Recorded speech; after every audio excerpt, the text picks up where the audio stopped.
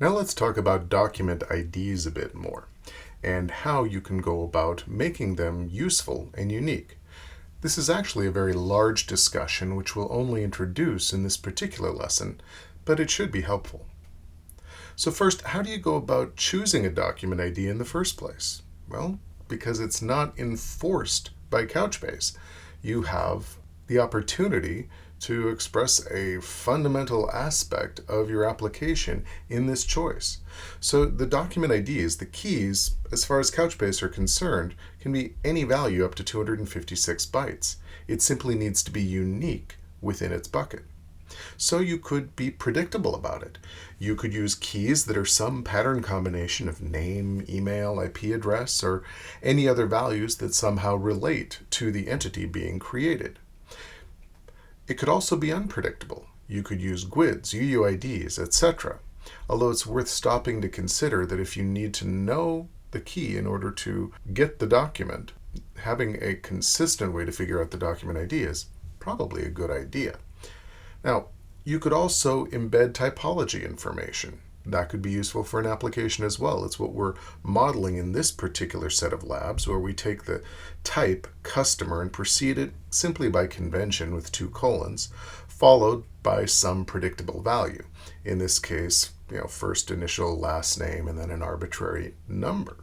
Well, that's kind of interesting. We could include arbitrary numbers in this somehow in order to ensure uniqueness when our predictable values could be duplicative, because there's probably a lot of Joe Smiths out there in the world now, aren't there? So this is where counters come into play. You can use a counter to enforce uniqueness. So how do you create and use a cluster-wide counter in Couchbase? Well, once again, bucket to the rescue. The bucket has a counter method that allows you to specify an ID, which is the name by which this particular unique counter will be known, and then you can set parameters. So this is going to create or update the specified counter document when you call it. You can set the increment value by how much should it change. As you would expect, it's going to increment by 1 by default. You can also set an initial value if you want something other than the default. You can set a timeout and time unit, as you've seen on all of these bucket methods. And it's going to return a JSON long document, a particular subtype of document that will contain the incremented or decremented value.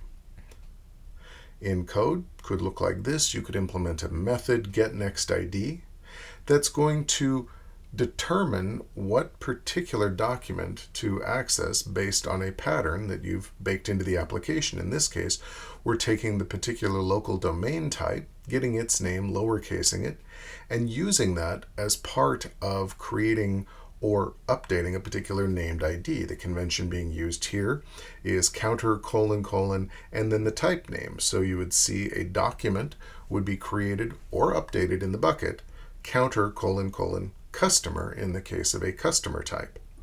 And so by invoking the counter method and then passing in some increment and initial value, if appropriate, as it is in this particular example, it's going to return the next incremented value as a JSON long document.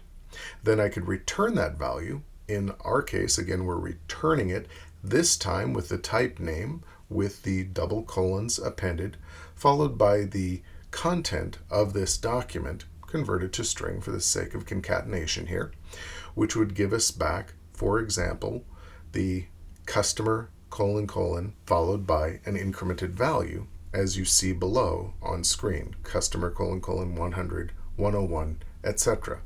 Of course, this is only one way you could go about it.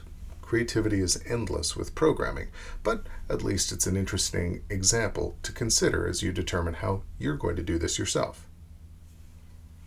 Would it ever throw an exception? Well, sure, things go wrong. So as we've said, you can put a specific timeout on this method call and capture it, and all of the usuals are available here as well. In our demo and lab, you'll go in and implement and use a cluster-wide counter using the general approach that we've just looked at. In your code, you'll go to the getNextID method, and you'll implement it in the way that we've talked about on the slide, where we're using the type name in a particular convention so that our counters are set up to be unique based on the underlying data type, which is an approach that you may find useful as well. GetNextID is then used throughout the application where needed. Go ahead and jump into the lab. And when you're done with this particular lab, we hope you come back. We have one more lesson to go where we'll talk about, as we've previewed a few times, the whole idea of check and set or compare and swap, which is how we implement optimistic locking in Couchbase.